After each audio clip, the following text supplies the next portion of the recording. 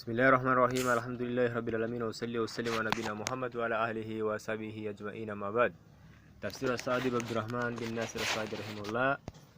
سورة فصلت. بسم الله الرحمن الرحيم. حميم.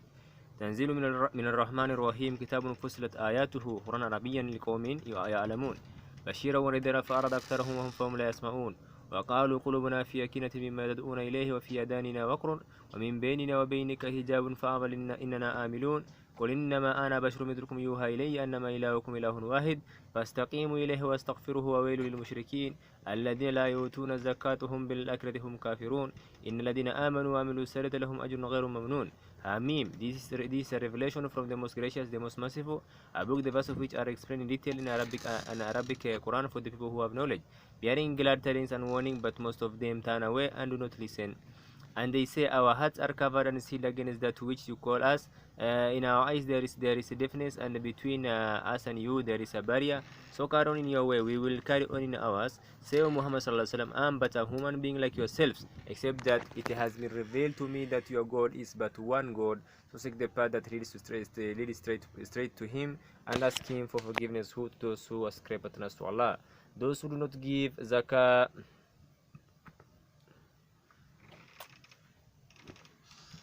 Those who do not give zakah and who disbelieve in the hereafter, verily those who believe and do righteous deeds will have a never-ending reward.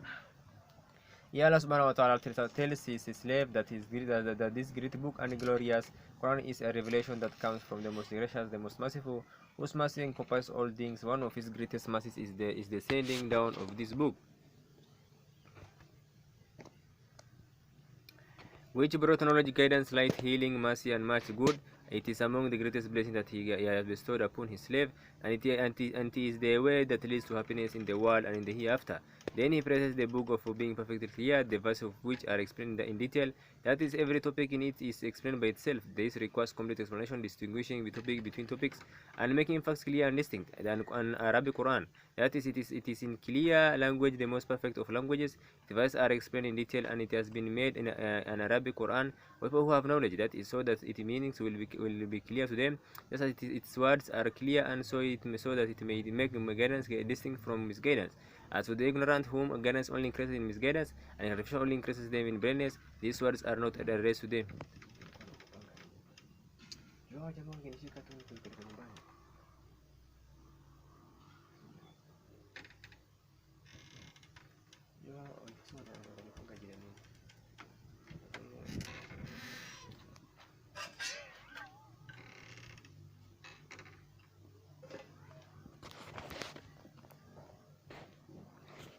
As for those who disbelieve, it is the same to them whether you warn them or do not warn them.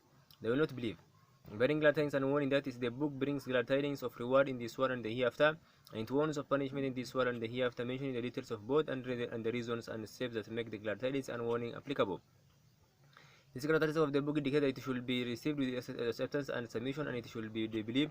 It should be believed in and acted upon. But most people turn away from it in arrogance, and do not listen to it by way of accepting and responding, even though they have heard it in such a way that proof is established against them.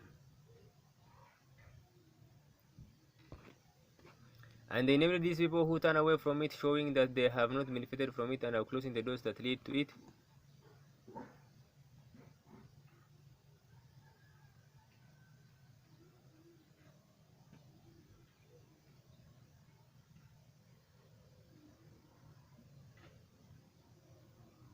Say, our hearts are covered and sealed against that to which you call us, that we do not hear you, and between us and you there is a barrier, so that we cannot see you. What this means is that they express their aversion to it in every possible way, and demonstrate their hatred of it and their contentment with what they had. Hence they said, so carry on in your way, we will carry on in ours, that is, carry on as you please, in accordance with your religions, for we are very happy to carry on with our religion. Is one of the worst types of failure, as they were pleased with the misguidance rather than guidance, and they prefer display of a faith. They sold the hereafter for this world. Say, O Muhammad sallallahu alaihi wasallam, to them, I am but a human being like yourself, except that it has been revealed to me. That is, this is what I am, and this is my role. I am a human being like you, and I have no control of anything, nor do I have what you seek to ascertain.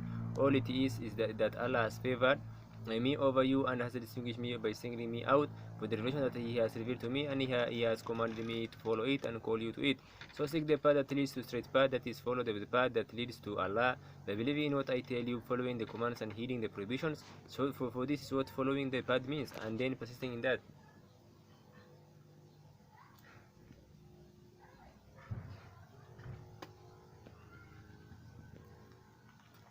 The phrase that leads straight to him is pointing out the importance of focusing on him alone, and that the one who is striving should make reaching Allah and reaching his presence the ultimate goal for which he is striving. Thus his effort will be sincere, correct, and beneficial, but if he fails to do that, then his effort and deeds will be invalid. As is the case that even if a person is keen to follow the path that leads to Allah, he will eventually have some shortcomings with regard to that what he is trying to do, or he will inevitably do that which is forbidden to do. Allah instructs them to merit that by praying for them forgiveness, which is repenting as he says, and ask him for forgiveness. Then he warns those who fail to follow the path that leads to him. Woe to those who ascribe patterns to Allah, those who do not give zakat, that is, those who worship others besides Allah, and possess no power to bring benefit or cause harm or to cause death, give life or resurrect, and they allow themselves to become corrupted, so they do not purify themselves by affirming the oneness of their Lord. When focusing their devotion on Him alone, they do not pray or give zakah, and they show no sincerity towards the Creator by affirming His oneness and praying to Him alone, and they do not benefit others by giving zakah or any other sincerity. Moreover, they disbelieve in the hereafter, that is, they do not believe in the resurrection or in paradise and hell. Therefore, when fear was dispelled from their hearts, they had the audacity to do what they did of that which will harm them in the hereafter.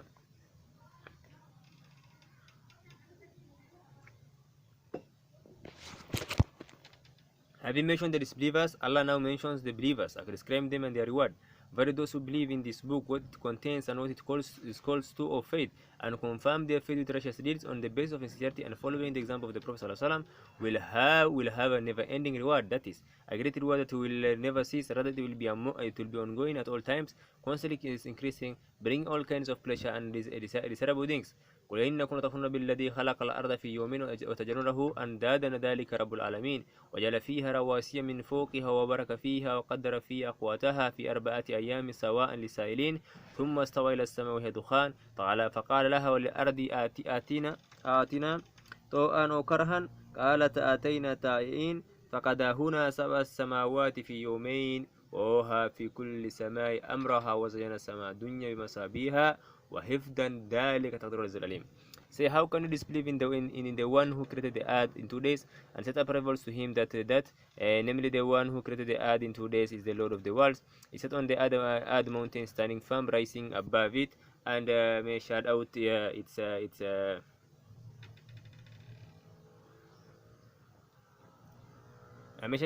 sustenance in 4 days for all those of its inhabitants who will need it.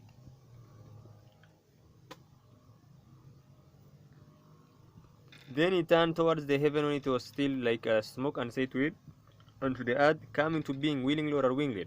So they come willingly. So he completed the creation of 7 heavens in 2 days, and decreed for each heaven its order and system, and we adorned the lowest heaven with the lamp stars, which also serve as a protection. This is the decree of the Almighty All-Knowing.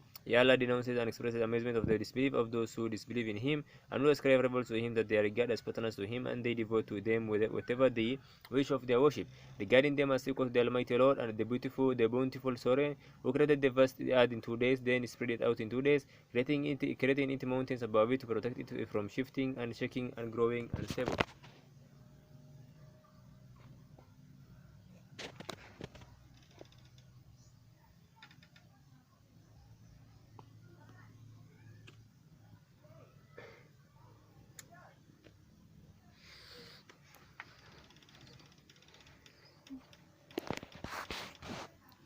Then he completed its creation and finalized its shapes, bringing forth its provision and the like in 4 days for all those of its inhabitants who will need it.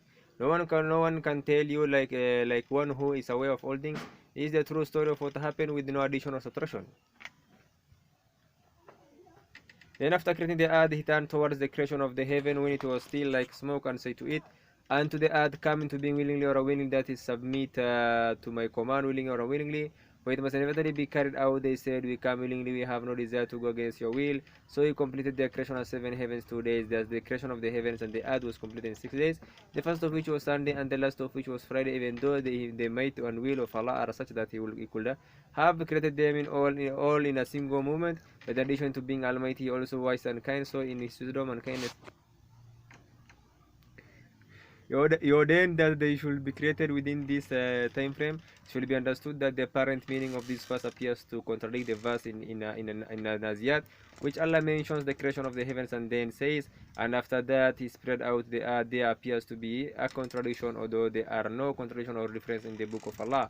The explanation of that was given by many of the earlier generations, which is that the creation of the earth came before the creation of the heavens, as mentioned in the verses under discussion here. And Allah spread out the earth and brought forth from it its water and its vegetation, and said the mountains family. After creating the heavens, as it says in Surah Al-Naziyat, hence Allah said, and after that he spread out the earth, brought forth from it, and he did not say, and the earth he created after that. And they created for each heaven its order and system, that is the order and system that was separate for it. Accepted by divine wisdom, and we adorn the lowest heaven with the lamps, stars. This refers to the stars, a lot of which people use for navigation purpose if it is an apparent adornment for the heavens, but there is also a hidden between them, as they also serve as missiles to drive away the devils, lest they eavesdrops on the heavens, that namely what is mentioned here of the earth and everything in it, and the heavens and everything in it is the decree of the Almighty, who by his might subjugates and controls all things, and created all the creation, all knowing, whose knowledge encompasses all created things, both unseen and seen. The fact that the polytheists showed no sincerity to this Almighty Lord, the one, the subduer, who to whose command all creatures submit and whose will concern them is always done, is something very strange indeed. The fact that they ascribe rivals to him that they regard as equal to him, when in fact they are lacking in their characteristic and deeds, is even stranger. There is no remedy for these people if they persist in whom in turning away, except punishment in this world and the hereafter. In Allah subhanahu wa ta'ala warned them by saying, فإن أعرضوا فقل أنذرتكم صاعقة مثل صاعقة العاد وثمود إذ جاءتهم رسل من بين يديهم ومن خلفهم لا تعبدوا إلا الله قالوا لو شاء ربنا لأنزل الملائكة ما إنا بما أرسلتم به كافرون. But if they turn away, then say I warn you of the devastating punishment, like the devastating punishment that befell Ad and Thamud. When the messengers came to them, trying by all possible means to preach to them, saying, do not worship any but Allah, they said, if our Lord had so willed, he could have sent down angels as messengers. Very we disbelieve in that which we have been sent. Aywa.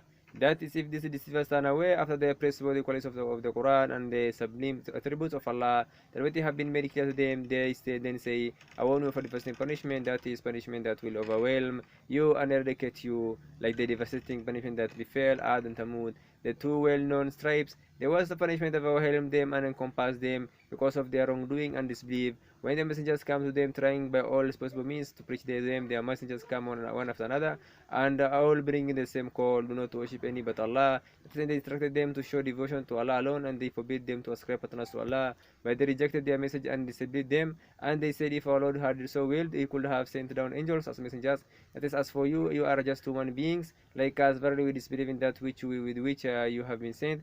This specious argument is still in circulation among the disbelievers, handed down from one generation to the next, but it is the one of the funniest of specious arguments, because it's not a condition that the messenger who is sent should be an angel. It is a condition that the messenger should bring proof of his truthfulness. So let them bring evidence if they can to undermine the sincerity of the messengers on the basis of rational or textual proof, but they will never be able to find a way to do that.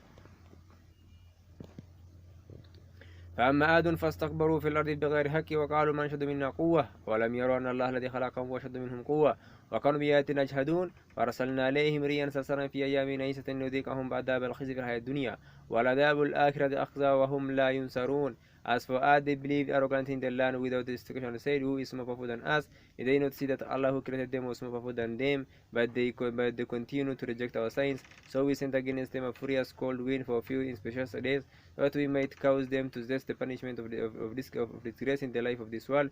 But the punishment of the hereafter will be more humiliating, and they will not be helped. This further explains the story of these two nations, Ad and Thamud. As for Ad, in addition to their disbelief in Allah, they are denial of the signs of Allah and their rejection of His messengers. They also believe arrogantly in the land, subjugating the people around them and treat them unjustly. They were proud of their strength and said, "Who is more powerful than us?" Allah subhanahu wa ta'ala said in response, mentioning them something that everyone knows. Did they not see that Allah who created them was more powerful than them? If He had not created them, they would not exist. If they had reflected properly on this matter, they would not have been deceived by their strength. So Allah afflicted them with a punishment that was appropriate to their strength by which they had been deceived.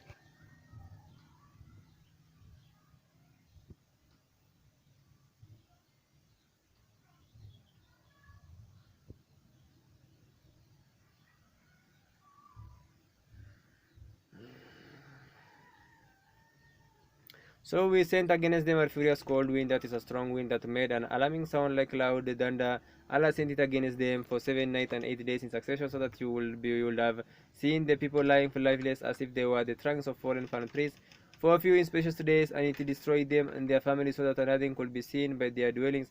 Here Allah subhanahu wa ta'ala says, so that we might cause them to taste the punishment of disgrace in the life of this world, that humiliated them and exposed them to shame before all people. But the punishment of the hereafter will be more humiliating, and they will not be helped. That is, they will not be protected against the punishment of Allah, and they will not be able to protect themselves. وأما ثمود فهديناهم فاستبقوا الأمير على الهدى فأخذتهم الصاعقة العذاب بالهون بما كانوا يكسبون ونجينا الذين آمنوا وكانوا يتقون. As for Thamud, we showed them the path of guidance, but they preferred to remain blind rather than be guided. So the disgusting and humiliating punishment overtook them because of their misdeeds. And we saved those who believed and feared Allah. Thamud was a well-known tribe who lived in and around Al-Hijr. They are the people to whom Allah sent Saleh salam to call them to affirm the oneness of their Lord and to forbid them to ascribe partners to Him. Allah gave them the she-camel as a mighty sign. She was to have her share of water, and they were to have their share. Each one appeared today. They were to drink her milk on one day and to drink from the water on one day, and they were not to spend on her, for she was to eat from the land of Allah. Hence Allah says here, as for Thamud, we showed them the path of guidance. That is guidance in the sense of explaining, not in the sense of making them accept it and follow it. The reason why Allah specifically point out that He showed them the path of guidance, even though in the case of other doomed nations, proof was established against them and guidance was shown to them, is that the sign given to Thamud was exceptionally clear and was seen by all of them, young and old, male and female. It was a clear sign, hence the miracle gave them clearer proof and guidance. But because of their wrongdoings and wickedness, they preferred blindness, which is disbelief, and misguidance, over guidance, which is knowingly and faith. Thus the punishment overtook them because of their misdeeds. Allah did not wrong them at all.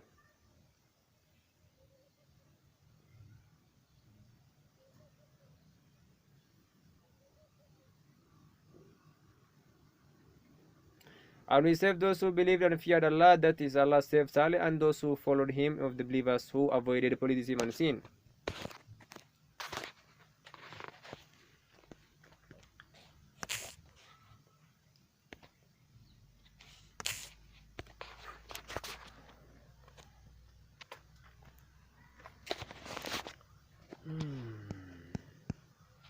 ويوم يحشر أعداء الله إلى النار فهم يوزعون حتى إذا ما جاءوا وشهدوا عليهم سمعهم وأبصارهم وجلودهم بما كانوا يعملون وقالوا جلودهم لما شهدتم علينا قالوا أنطقنا الله الذي أنطق كل شيء وهو خلقكم أول مرة وإليه ترجعون وما كنتم تستترون أن يشهد عليكم سمعكم وأبصاركم ولا جلودكم ولكن ظننتم أن الله لا يعلم ما كثيرا مما تعملون وذلكم ظنكم الذي ظننتم بربكم أرداكم فأصبحتم من الخاسرين فإن يصبروا فالنار مثوى لهم وإن يستعتبوا فما هم من المعتبين. And remember the day when the enemies of Allah will be gathered together for the fire, then they will be assembled, then driven, until when they come to it, their hearing, their eyes, their sight, and their skin will testify against them concerning their deeds. They will say to their skins, why do you testify against us? They will say, Allah has caused us to speak, who caused everything to speak that is able to speak. He created you for the first time, and to Him you will be brought back. You will not hide yourself from your hearing, your sight, and your skins, lest they testify against you. Rather you thought that Allah did not know much of what you did, but that thought of yours that you thought about your Lord has led to your ruin, and now you are among the losers.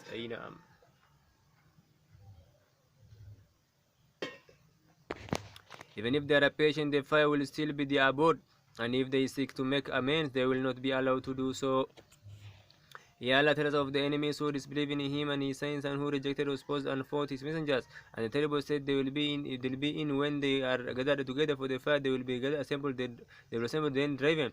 That is, the first of them will be joined to the last of them, and they will be driven towards it voluntarily. They will not be able to refuse, and they will not be able to help themselves, nor will they be helped until when they come to it, when they reach the fire and want to deny their misdeed or the sins that they committed. After hearing their sight and their skin will testify against them concerning their deeds. That is, each of their faculties will testify against them, each faculty saying, I did such and such on such and such day.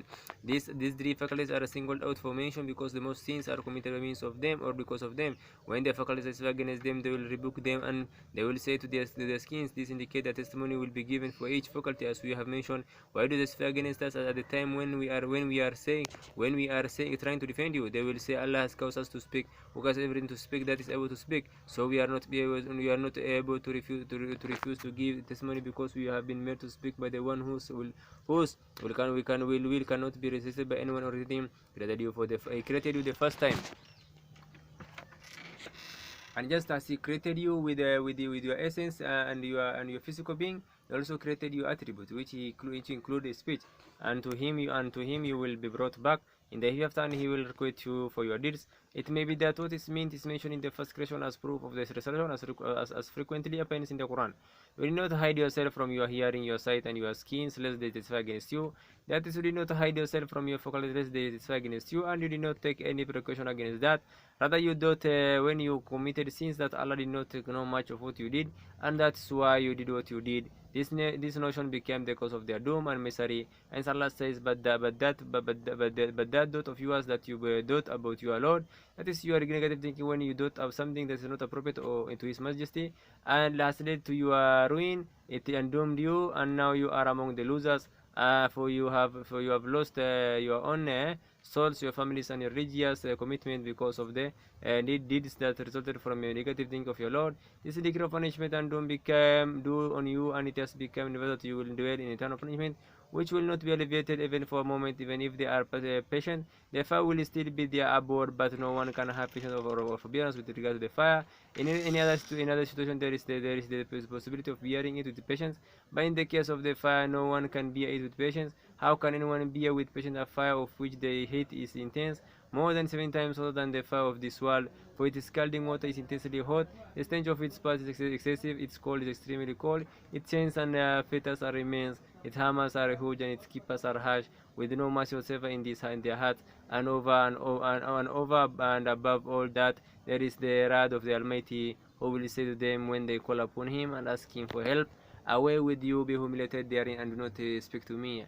And if they seek to make amends, that is, if they ask to go back to the previous world so that they may start over, they will not be allowed to do so, because that time has ended. They lived long enough to have reflected and paid heed, and they will not come to them, so they were left with no excuse. Moreover, their request to make amends is not sincere. Even if they were sent back, they will surely go back to that which was forbidden to them, for they are indeed liars.